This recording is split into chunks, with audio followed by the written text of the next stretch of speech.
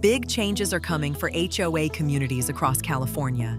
A new law, Assembly Bill 1572, will prohibit using drinking water to irrigate non-functional turf at common areas managed by homeowner associations.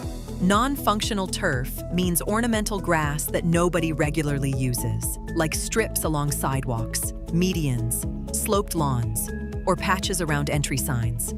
If your landscaper is the only person who walks on it, it's probably non-functional. For HOAs, now is the time to start reviewing your property. Waiting until the deadline could mean rushed decisions or costly non-compliance. The good news?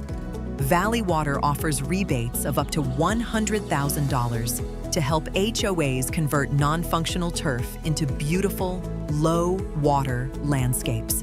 Some areas may qualify for even higher amounts, up to $135,000. Your landscaper can help identify non-functional turf, recommend attractive drought-tolerant plant options, and guide you through the rebate process.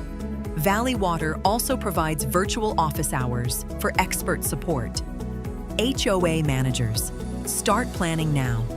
With Valley Water rebates and expert resources, it's the perfect time to transform your community into a water-wise model for the future.